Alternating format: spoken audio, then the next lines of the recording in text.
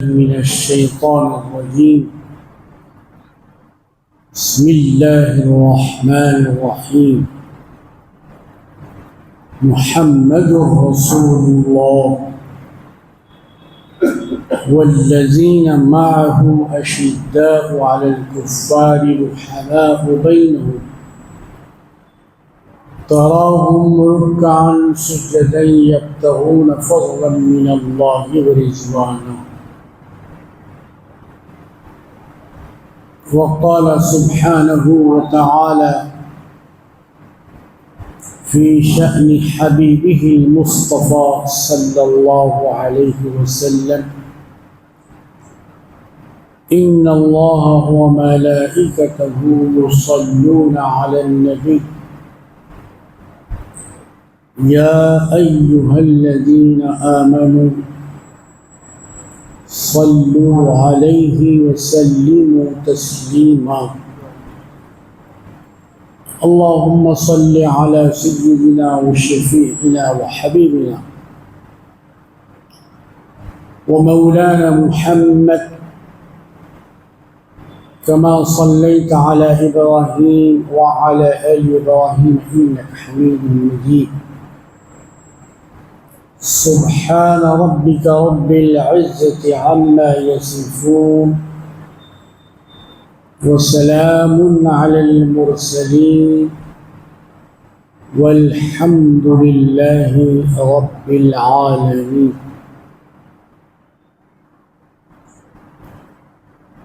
آج جمعے کا مبارک اور مسرور دن ہے. یہ دن عید المؤمنین سے مشہور.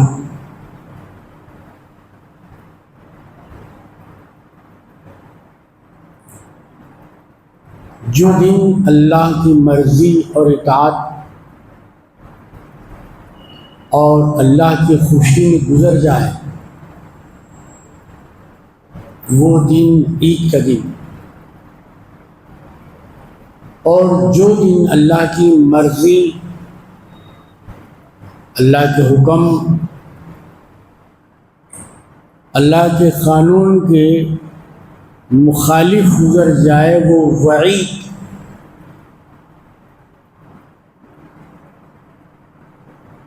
آج اسلامی کیلنڈر کے لحاظ سے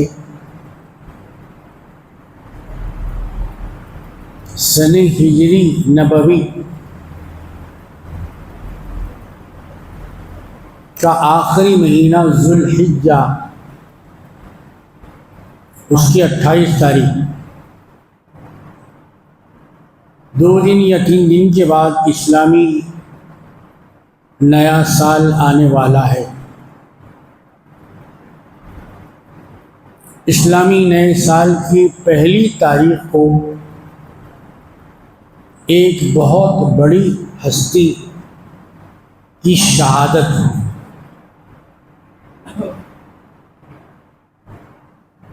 خون ناحق ان کا بہایا گیا.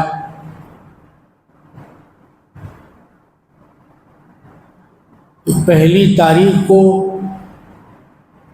جو محرم الحرام کی ہے، اسلامی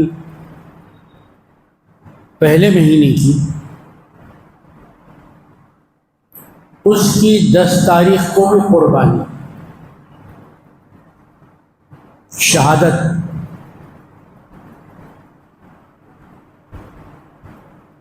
ابتلا اور آزمائش اور قربانیاں اور شہادتیں، اس سے اسلام کی تاریخ بھری ہوئی ہے.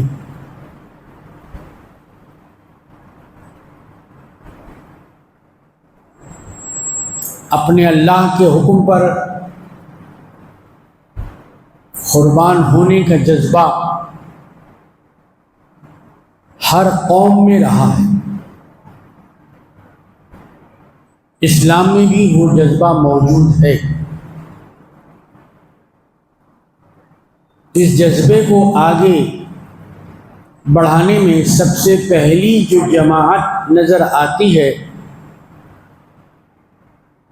وہی جماعت ہے جو اہل سنت کو جماعت میں شامل ہے۔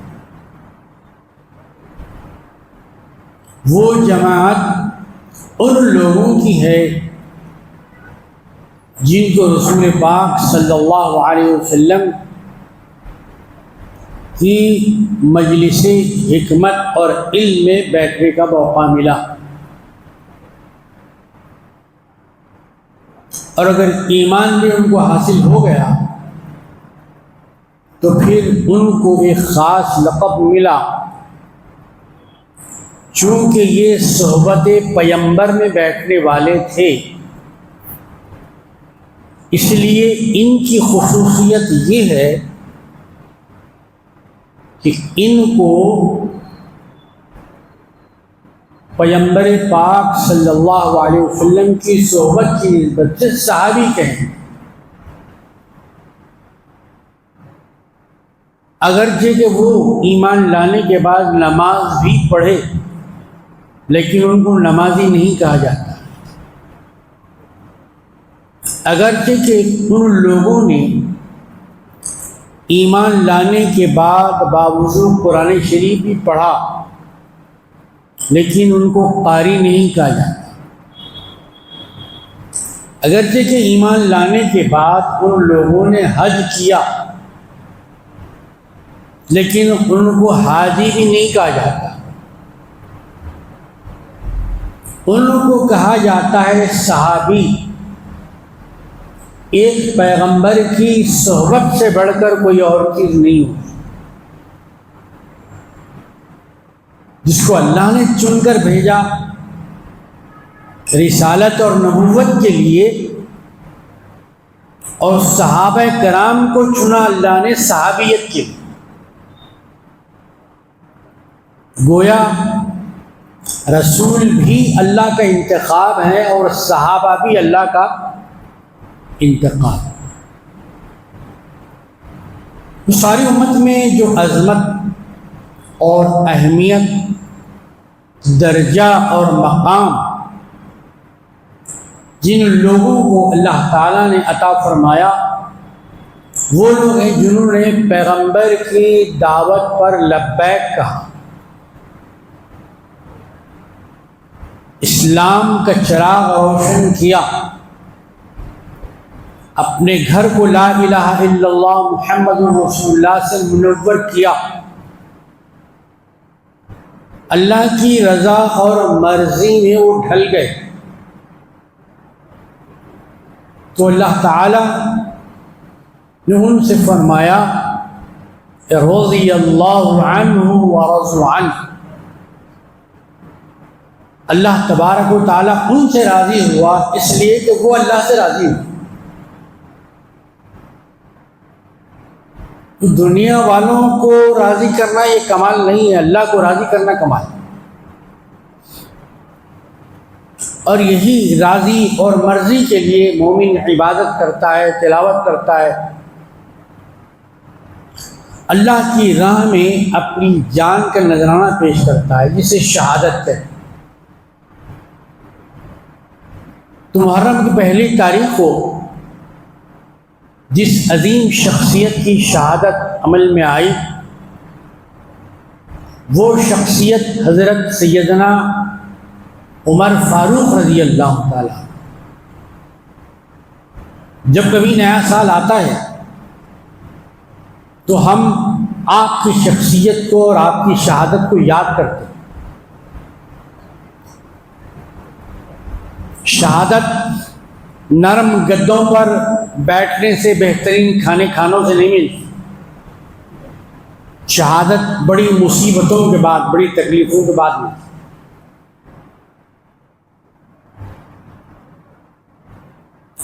آج کتنی آرامیاں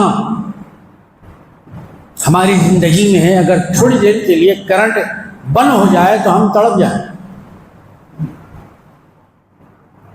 اگر تھوڑی دیر کے لیے ہم کو سواری نہ ملے تو ہماری پوری زندگی جام ہو جائے، اتنے سہولتوں کے عادی ہو گئے۔ اللہ تعالیٰ دے رہا ہے کھانا وقت پہ کھاؤ، نہیں 12 بجے، 12:30 بجے، 1 بجے کھائیں گے، 2 بجے کھائیں گے، اس کے نتیجے بھی سامنے آ رہے ہیں، نئی نئی بیماریاں، نئے نئے معائنے، نئی نئی گولیاں، نئی نئی دوائیں ہمارے سامنے آ رہی ہیں۔ جو اللہ کا نظام توڑتا ہے، اللہ کا قانون توڑتا ہے، وہ اللہ کے قانون کو نہیں توڑتا، حقیقت میں وہ اپنی ذات کو توڑتا ہے، اپنی صفات کو توڑتا ہے، اپنی صفات کو بگاڑ دیتا ہے۔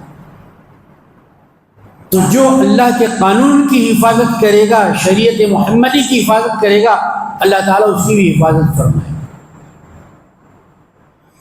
اگر کہیں پر ہماری جانوں کی حفاظت نہیں ہو رہی ہے تو مطلب یہ ہے کہ کچھ نہ کچھ گڑبڑ ہے، کچھ خرابی ہے ہم میں۔ اگر کہیں ہمارے گھر گرائے جا رہے ہیں، بے گھر کیا جا رہا ہے، بے آسرا کیا جا رہا ہے، تو یقیناً کچھ غلطیاں ہم نے کی ہوں گی جس کی سزا ہم بھگت رہے ہیں۔ اگر کوئی سچا مومن ہے تو اس سے انسان نہیں سمندر بات کرتے ہیں۔ آج جس ہستی کا تذکرہ ہم اسلامی نئے سال کے حوالے سے کرنے جا رہے ہیں، وہ ہستی ایسی ہستی، اللہ کو بے حد چاہنے والی، اللہ سے ٹوٹ کر محبت کرنے والی۔ وہ پیغام دے رہے ہیں کہ اگر چاہنا ہے، اگر محبت کرنا ہے، عشق اور عاشقی کرنا ہے تو اللہ سے کرو، کہ دنیا کے فانی انسانوں سے کیا کر۔ دنیا کے فانی انسانوں سے عاشقی کرنے سے جان جاتی ہے، اور اللہ سے محبت کرنے سے گئی ہوئی جان واپس آتی ہے۔ کشتگان خنجر تسلیم را، ہر زماں از غیب جانے دیگر است۔ حضرت سیدنا عمر فاروق رضی اللہ تعالی عنہ صحابہ کرام رضوان اللہ تعالی علیہم اجمعین میں ایک نمایاں، جن کا مقام، جن کا رتبہ، جن کا درجہ ہر مسلمان کو معلوم ہونا چاہیے، پڑھنا چاہیے۔ خاندان کے بڑے بوڑھوں کو اپنے چھوٹوں کی باتیں بتانی چاہیے، یہ واقعات ان کے کانوں میں ڈالنا چاہیے۔ اگر بڑے نہیں بتائیں گے تو پھر کون بتائیں گے؟ ناچنے کودنے والے بتائیں گے؟ ڈرامے بازی کرنے والے بتائیں گے؟ نہیں، یہ خاندان کے بڑوں کا کام ہے، خاندان کے بزرگوں کا کام ہے کہ وہ اپنے چھوٹوں کو بتائیں کہ خدا کیا ہے، اسلام کیا ہے، رسول کیا ہے، دین کیا ہے، شریعت کیا ہے۔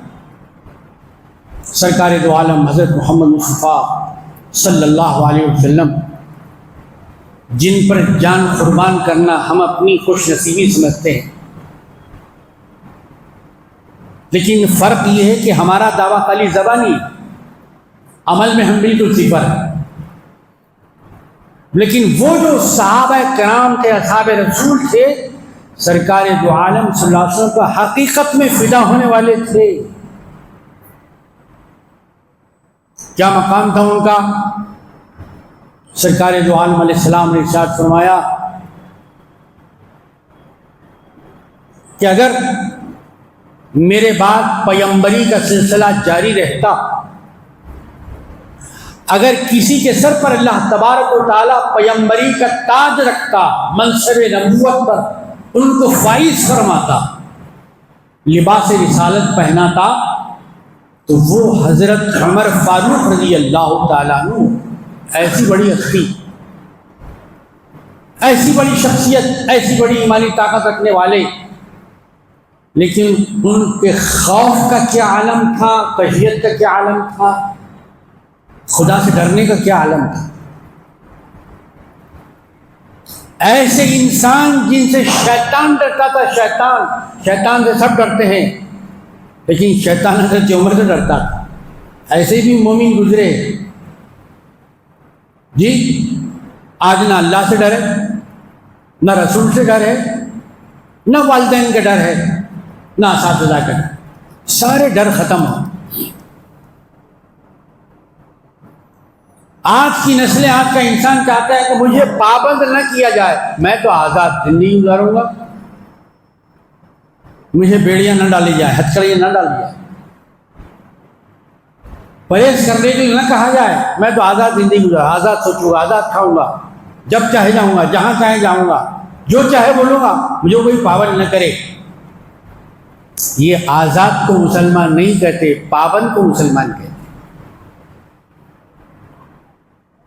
ادھر ادھر بھٹکنے والے کو مسلمان نہیں کہتے، جس کی نظر قرآن پر ہوتی ہے اس کو مسلمان کہتے.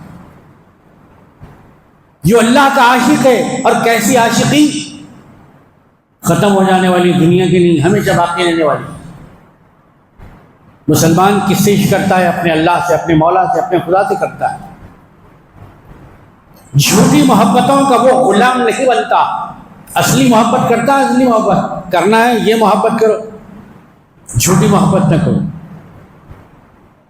قرآن مجید میں اللہ تعالیٰ مومنوں کی ان محبت کا بیان فرماتے ہیں. والذین آمنوا اشد حبا للہ. کون ہے مومن؟ دنیا پہ مرنے والا، دنیا سے عشق کرنے والا، دنیا پہ خون بہانے والا کا کہ نہیں. مومن تو وہ ہے جو اللہ سے بہت ٹوٹ کے محبت کرتے ہیں، آخری منزل پہ جا کے محبت کرتے ہیں، فنا کر دیتے ہیں، اپنے آپ مٹا دیتے ہیں، خاکستر کر دیتے ہیں، خون کا ایک ایک قطرہ اللہ کی راہ میں قربان کر دیتے ہیں. یہ مومن، مومن کی یہ تعریف ہے، مومن کا یہ مقام ہے، مومن کا یہ جذبہ ہے. والذین آمنوا اشد حبا للہ. محبت ابتدائی منزل ہے، بالکل پہلی سیڑھی کا نام. عشق 10ویں جو سیڑھی محبت کی ہوتی ہے اس کا نام ہے عشق. اشد حبا للہ، قرآن میں عشق کا لفظ تو نہیں آیا، لیکن اس عشق کے لفظ کی تعبیر، اس کو سمجھانے کے لیے، اس کا مراد اور معنی بتانے کے لیے اللہ تعالیٰ نے عربی کا لفظ استعمال کیا، اشد حبا للہ.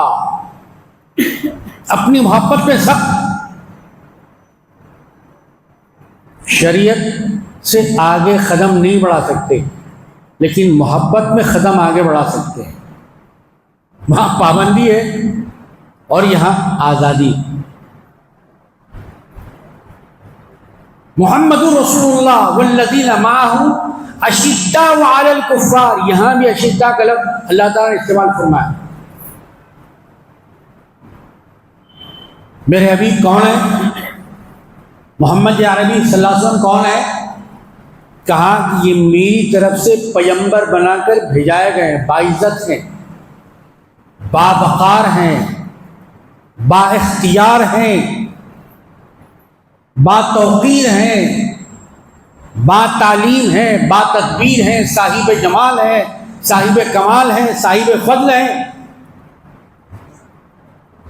ایک ملک سے دوسرے ملک کو ایک ایلچی جاتا ہے، ایلچی، سفیر، ایمبیسیڈر یا کونسل بن کے، تو پورے اختیارات کے ساتھ جاتا ہے، خالی ہاتھ نہیں جاتا. قلم، دوات، کاغذ، مہر، اختیارات سب کچھ دے کر اس کو بھیجایا جاتا ہے. بندہ بندے کو بھیجا رہا ہے، اختیار دے کے بھیجا رہا ہے. خدا ایک بندے کو بھیجائے چن کے بغیر اختیار کے بھیجا دے؟ کیا ایسا ممکن ہے؟ دعوت غور و فکر ہے. بندہ تو ایک دوسرے بندے کو اختیار دے کے آپ جو چاہے کر سکتے ہیں. آپ کی بات پورے ملک کی بات ہوگی. آپ ہاں کہیں گویا پورا ملک ہاں کہہ رہا ہے. آپ کسی مسئلے میں نہ کہہ دیں تو اکیلے آپ کی نہ نہیں ہے، پورے ملک کی نہ ہے.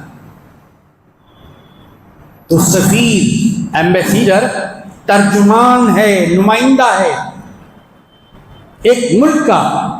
اور حضور پاک علیہ الصلوۃ والسلام اللہ تعالیٰ کے نمائندے بن کے تشریف لا رہے ہیں.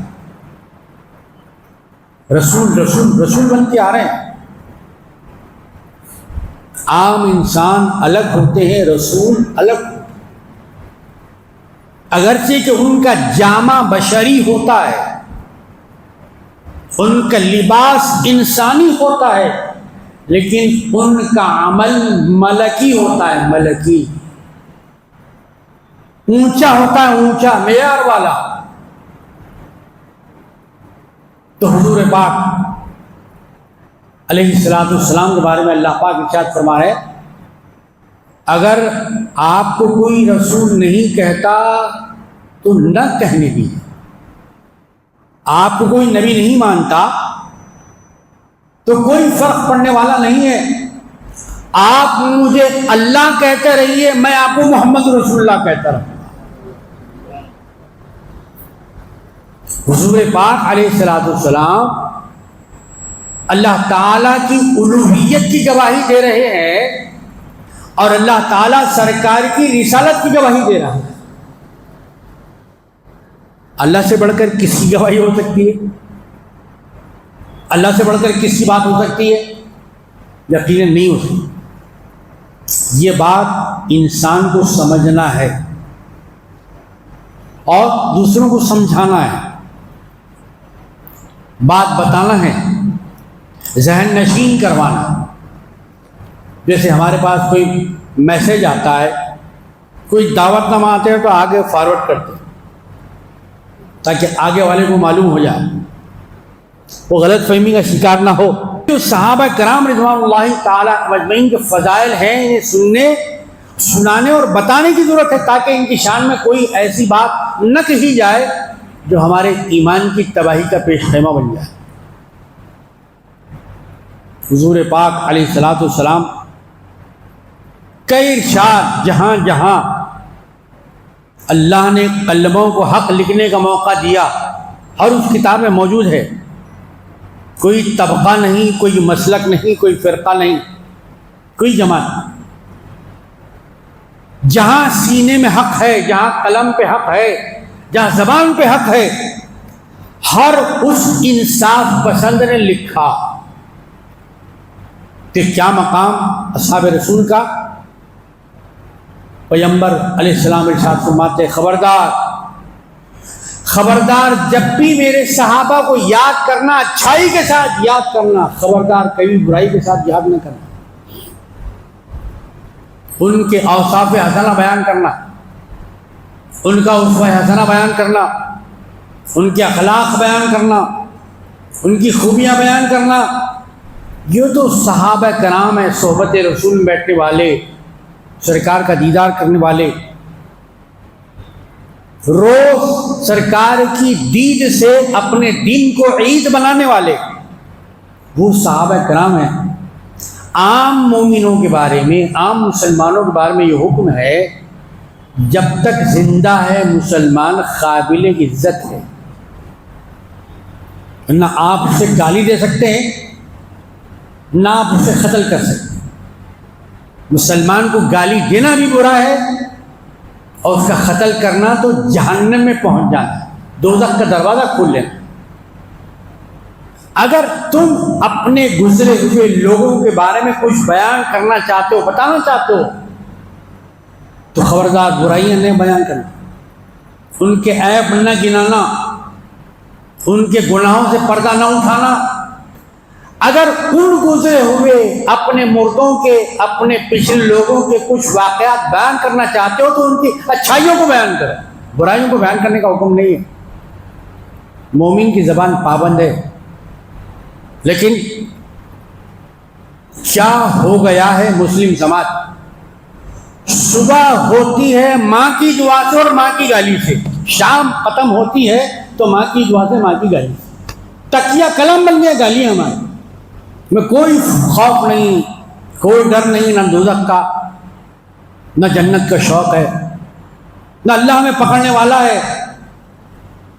رانگ سائڈ سڑک پہ نہیں جائیں گے، کیمرے میں آ جائیں گے، چالان لگ جائے گا. کیمرے سے تو ڈر رہے ہیں لیکن اللہ سے نہیں ڈر رہے ہیں. کتنے بے خوف ہو گئے ہیں، کتنے نڈر ہو گئے ہیں. یہ ہر جمعے کے خطبے، دو خطبے، یہ تو خطبہ نہیں ہوتا، یہ تو بیان ہے جو ترجمہ آپ عربی میں سنے جا رہے ہیں. اس میں آج کے جمعے میں آپ سے کیا کہا جا رہا ہے، کون سی آیت مبارکہ آج پڑھی جانے والی ہے، کس آیت کے نور سے آپ اپنی زندگی کو روشن کرنے والے ہیں، یہ ہے یہ بیان. یہ خطبہ نہیں ہوتا. خطبہ تو ہوتا ہے ممبر پہ. ایک ایک خطبہ نہیں، دو دو خطبے ہوتے ہیں، نہ ہم پہلے خطبے کو سمجھے نہ دوسرے خطبے کو۔ آخر کیوں جمعے کے دن یہ دو دو خطبے ہوتے ہیں؟ عید کے دن دو دو خطبے کیوں ہوتے ہیں؟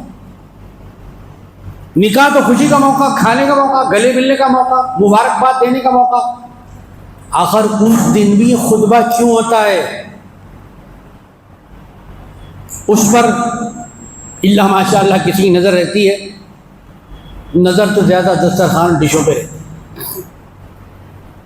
اور پھر یہ وبا، یہ لعنت معلوم نہیں یہ حیدرآباد سکندرآباد میں کہاں سے آئی کہ جب کھانے کا اعلان ہوتا ہے تو بھوکی فوج ہے پورے کھانے پر ٹوٹ لڑ مرنے کے اس سے تیار نہیں۔ بھائی یہ اسلام کا عمل نہیں ہے، خدا کے لیے اس عمل کو بڑھیے۔ ارے کھانے کا دانا دانا تو آپ کے پیچھے بھاگ کے آ رہا ہے اور آپ کھانے کے پیچھے بھاگ رہے ہیں۔ دانا دانا اللہ تعالیٰ آپ کے پیچھے بھیجا اطمینان کے ساتھ، سکون کے ساتھ بیٹھ کے آپ کو آنا ہے۔ پہلے والوں کو تو یہ بھی نصیب نہیں، زمین پہ بیٹھ کے کھاتے تھے، بوریے میں بیٹھ کے کھاتے تھے۔ جن کو بوریا بھی نصیب نہیں ہوا وہ زمین لیپ کے کھاتے۔ آپ کو اللہ اتنے سکون کے ساتھ، اتنے اطمینان کے ساتھ، اتنے عزت کے ساتھ کھلا رہا ہے اور اس کے اوپر ہم ٹوٹ پڑ رہا ہے، کھانے کی بے حرمتی کرتے ہیں، زبردستی ڈال لیتے ہیں، دوسروں کو بھی ڈالتے ہیں، خود بھی نہیں کھاتے، دوسروں کو بھی کھانے نہیں ہے۔ یہ سب اسلام میں ناپسندیدہ ہے۔ کوئی دوسرا آدمی یہ عمل کر سکتا ہے وہ کر لے، لیکن مسلمان کبھی نہیں کرے گا۔ مسلمان کے لیے سزاوار نہیں ہے، مسلمان کی تعریف نہیں ہے۔ وہ اللہ تعالیٰ کی نعمتوں کی قدر کرتا ہے، وہ نعمتوں کی بے عزتی نہیں کرتا۔ جو کھانے کی عزت نہیں کرتا اس کی عزت کی جاتی ہے، جو کھانے کی اللہ کے رزق کی عزت نہیں کرتا اس کی بھی عزت نہیں کی جاتی، وہ بھی بے عزت ہوتا۔ عزیزان محترم، تو یہ خطبے، یہ بیانات اگر یہ بند ہو جائیں تو میں سوچیے کیا ہوگا معاشرے کے اندر۔ اتنے بیانات ہو رہے ہیں، ہر جمعہ سن رہے ہیں، اس کے باوجود بھی کیا ہم آتش بازی سے دور ہوئے؟ کیا ہم چبوترا بازی سے دور ہوئے؟ کیا ہم کبوتر بازی سے دور ہوئے؟ کیا ہم غیبت بازی سے دور ہوئے؟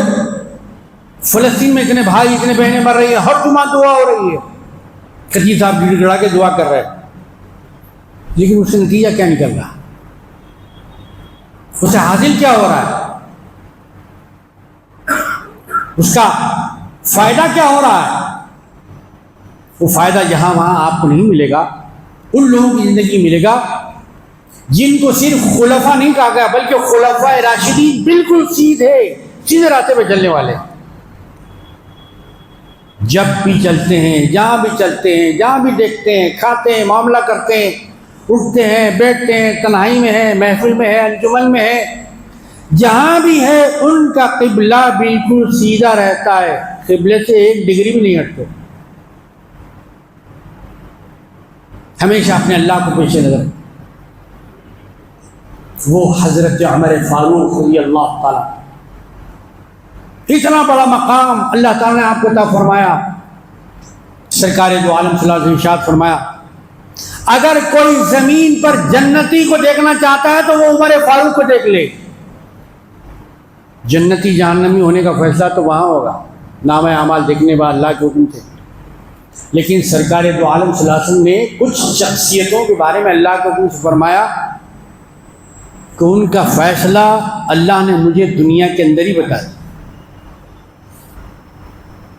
ان کو کہا جاتا ہے عشر مبشرہ،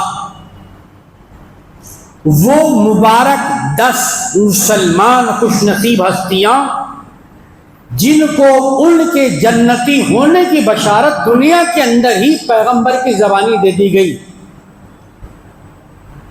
پیغمبر کی زبان میں اعتبار ہوتا ہے، مسلمان کی زبان سے اعتبار ختم ہو گیا۔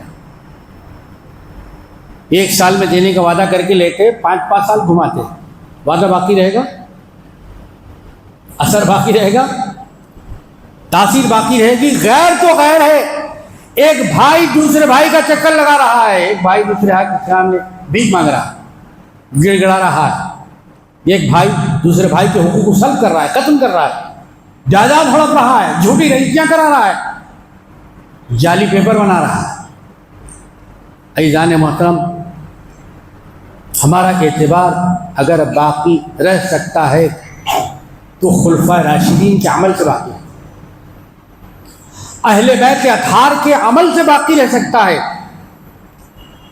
اتنی فضیلتوں کے باوجود حضرت عمر فاروق رضی اللہ تعالیٰ عنہ اپنی زبان سے کچھ کلمات ارشاد فرماتے۔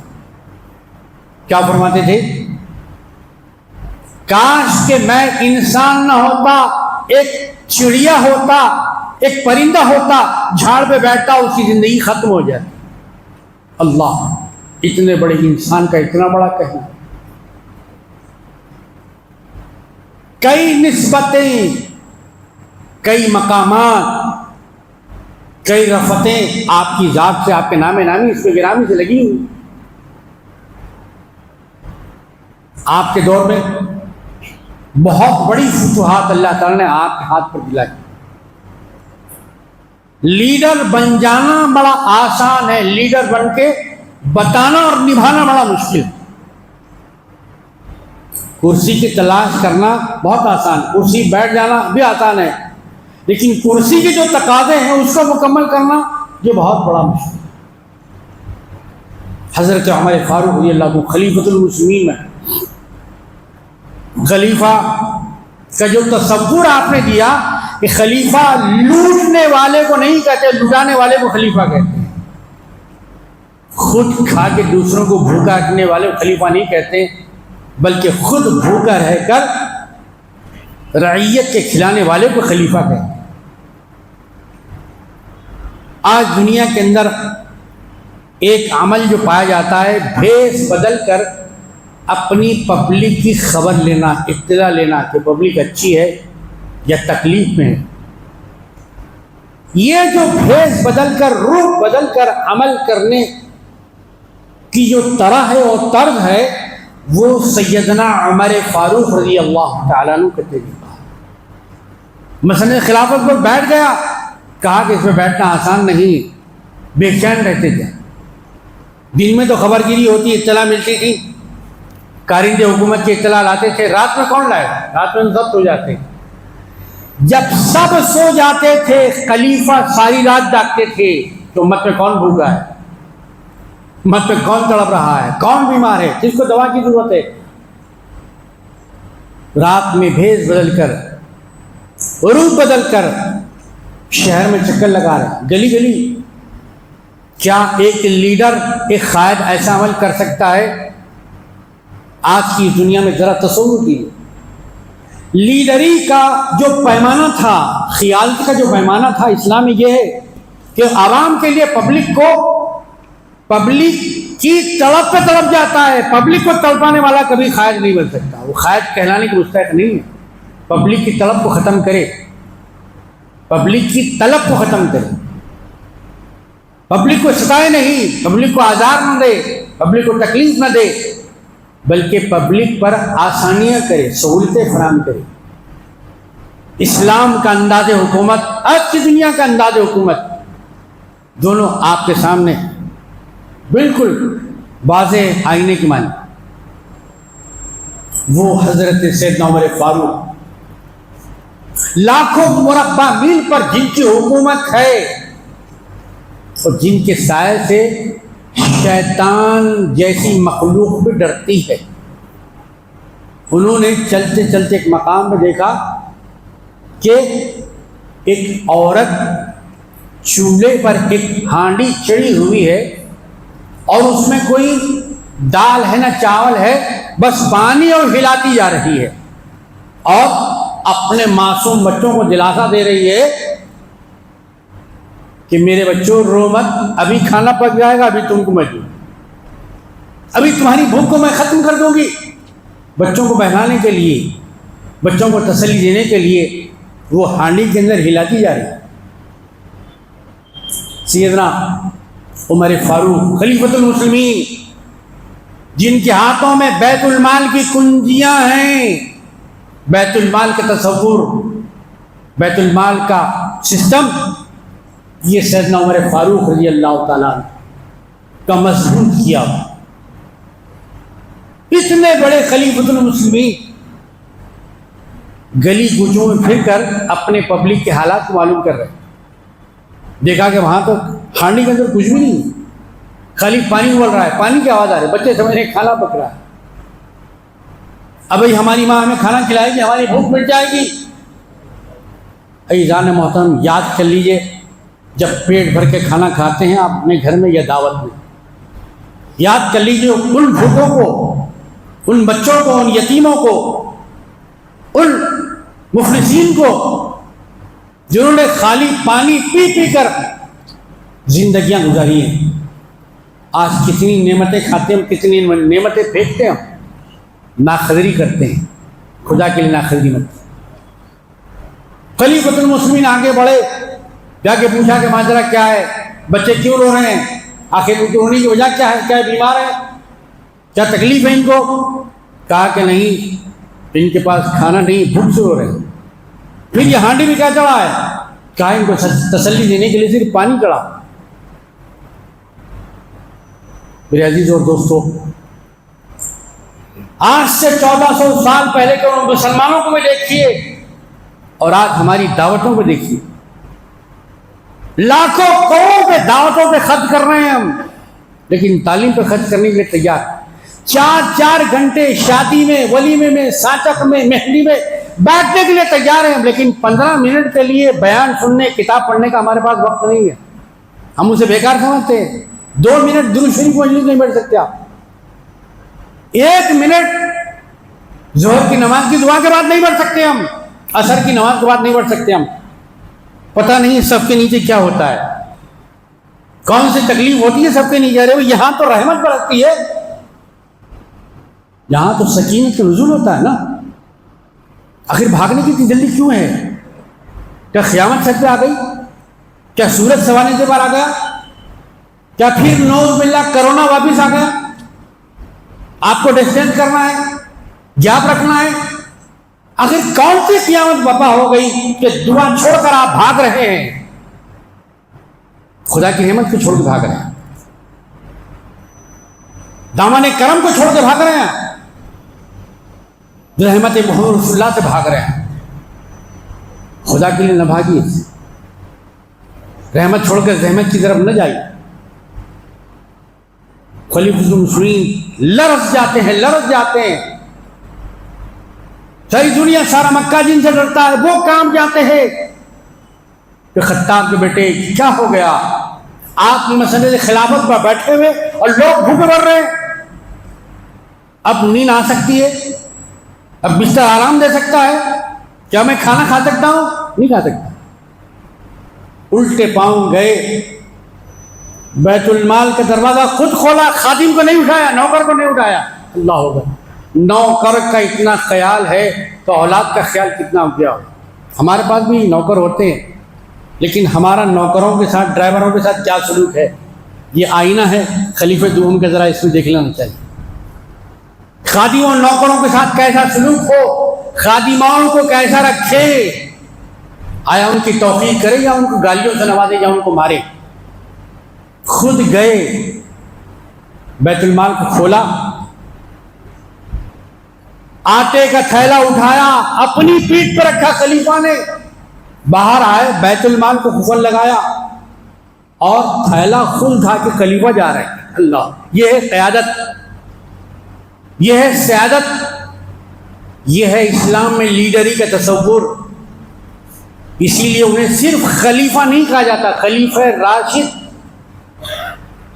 انسانیت ان کے اندر تھی، حق رسانی اور حق رسائی ان کے اندر، انصاف پسندی ان کے اندر تھی۔ ویسے ہر خلیفہ عادل تھے، ہر مسلمان عادل ہوتا ہے، لیکن عدل کی صفت آپ کے اندر زیادہ تھی، انصاف کا جو مادہ تھا آپ کے اندر زیادہ تھا، اس لیے آپ کو صاحب العدل کہا جاتا۔ ہر مسلمان حیادار ہوتا ہے، اور صحابی تو اپنے درجے کے لحاظ سے اور زیادہ حیادار ہوتے ہیں، لیکن حضرت عثمان رضی اللہ تعالیٰ عنہ کے بارے میں کیا کہا گیا؟ کامل الحیاء والایمان۔ تو عثمان رضی اللہ تعالیٰ عنہ وہ ہیں جو زمین کی مخلوق، تو زمین کی مخلوق، آسمان کی مخلوق بھی آپ سے حیا کرتی ہے۔ آج حیا بھی ہم سے رخصت ہو گئی، بے حیائی گلی گلی، کوچا کوچا، نکڑ نکڑ، محلہ محلہ، بستی بستی پھر رہی۔ جوانیاں ان بے حیائی میں سلامت رہیں گی؟ آگ نہیں لگے گی جوانیوں میں؟ عاشقی اور معشوقی کا ماحول نہیں بنے گا؟ قتل نہیں ہوں گے؟ خون نہیں بہیں گے؟ غارت گریاں نہیں ہوں گی؟ اس لیے کہ ہم نے اللہ کو جانے چھوڑ دیا۔ ہم کو اپنے اللہ سے محبت کرنی تھی، اللہ سے محبت ہم نے چھوڑ دی، چھوٹی محبت ہو گئے گا۔ ہم کو اپنے رسول سے محبت ہے، قرآن سے محبت کرنا، کلمے سے محبت کرنا ہے، توحید سے محبت کرنا ہے، انسانیت سے محبت، اپنے بھائیوں سے محبت کرنا ہے۔ لوگ آتے ہیں، مولانا دعا کیجئے، عین خطبے کا وقت آ کر ڈسٹرب کرتے، چٹھیاں لا کے دیتے۔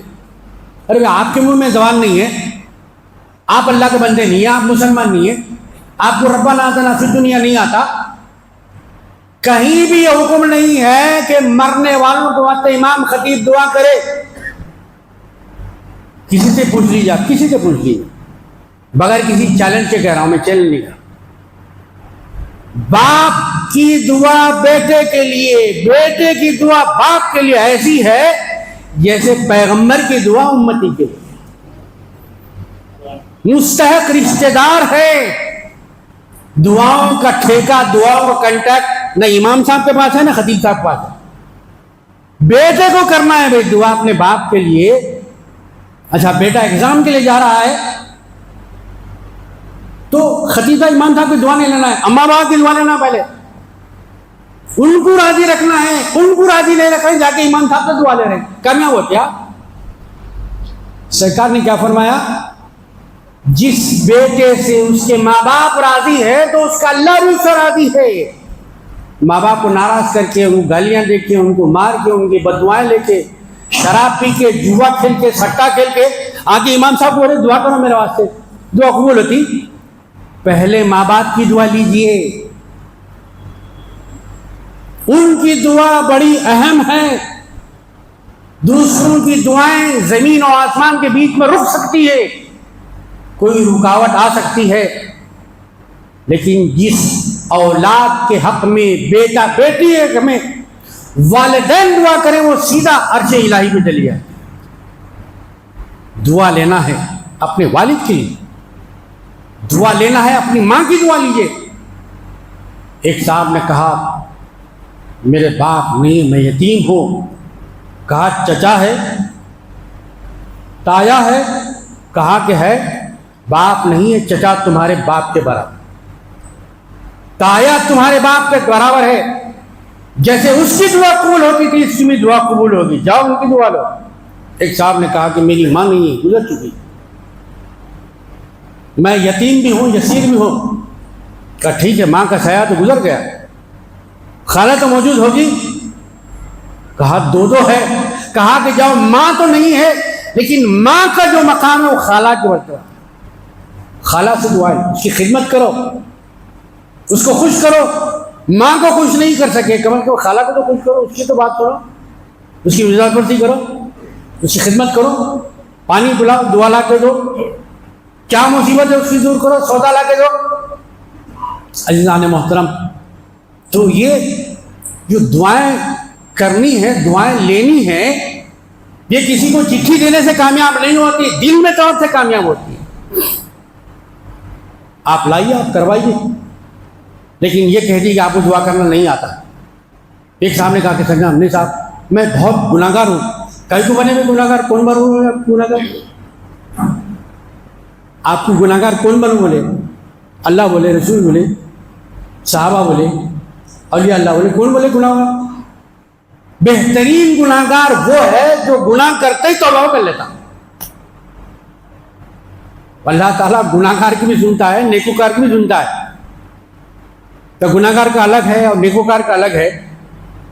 دعا کرنی ہے، دعا دوسروں کے کندھوں میں مت ڈالیے. دعا آپ کی ذمہ داری ہے، دعا آپ کا فریضہ ہے. چاہے ماں باپ زندہ ہوں، چاہے دنیا سے گزر جائیں، ہر دو صورت میں آپ کو دعا کرنا ہے. اپنے ماں باپ کے لیے، اپنے رشتہ داروں کے لیے، اور اس کے ساتھ جمیع مومنین مومنات. یہ اتحاد قدرت کے مرنے کے بعد بھی اپنے بھائیوں کو مت بھولو، وہ ختم نہیں ہو گئے. کلو نفس ذائقۃ الموت، یہ ہر کوئی پڑھتے ہیں، ہر ایک کو یاد ہے کہ ہر نفس کو مرنا ہے. قرآن کی آیت، ہر آیت نہیں، ہر زیر زبر پر ہمارا ایمان. اگر زیر پر سے بھی ایمان ہٹ جائے تو ہم مسلمان باقی نہ رہیں. کل نفس ذائقۃ، ہر نفس کو موت کا مزہ چکھنا ہے.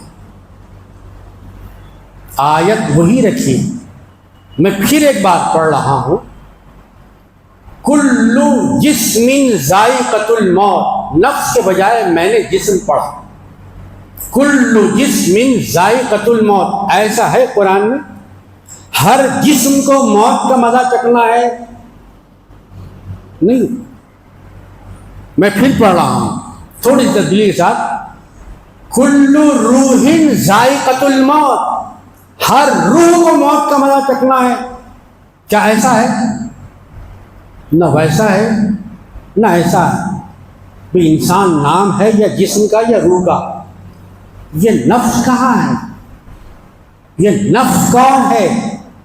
یہ بیچ میں کہاں سے آ گیا؟ یہ تیسری چیز کون ہے؟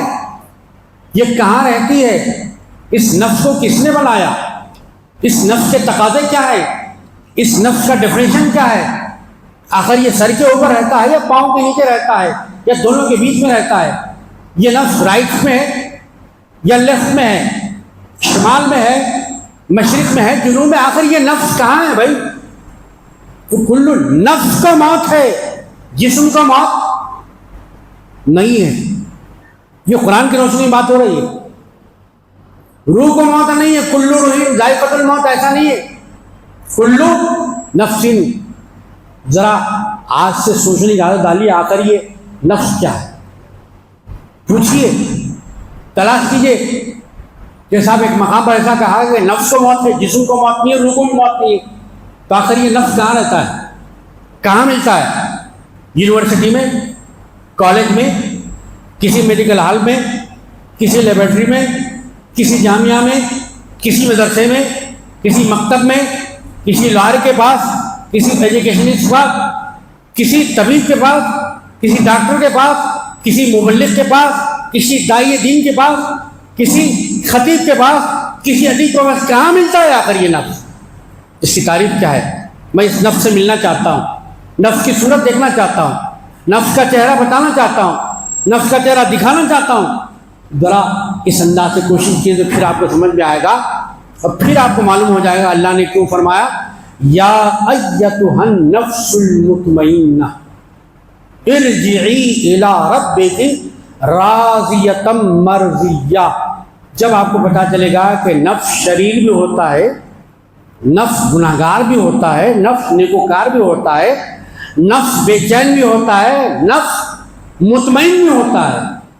کسی نفس مطمئن کو اللہ آواز دیتا ہے، آجا آجا میری جنت میں آجا، میرے بندوں میں سے آجا، اب یہاں اطمینان سے رہے، تجھے کوئی تکلیف نہیں، تجھے کوئی ڈر نہیں. انہی نفوس مطمئنہ سے تعلق ہوتے تھے. حضرت سیدنا عمر فاروق رضی اللہ عنہ کی شہادت ہوئی یکم محرم الحرام کو. اللہ تعالیٰ ان کے نقول سے قیادت پر ہم کو چلنے کی توفیق رفیق عطا فرما. ان کے اسوہ حسنہ کو ہماری نسلوں میں، ہماری پشتوں میں، ہماری پیڑھیوں میں جاری و ساری فرما دے. ان سے ہمیں علم اور عمل دونوں حاصل کرنے کی توفیق رفیق عطا فرما. وآخر دعوانا ان الحمد للہ.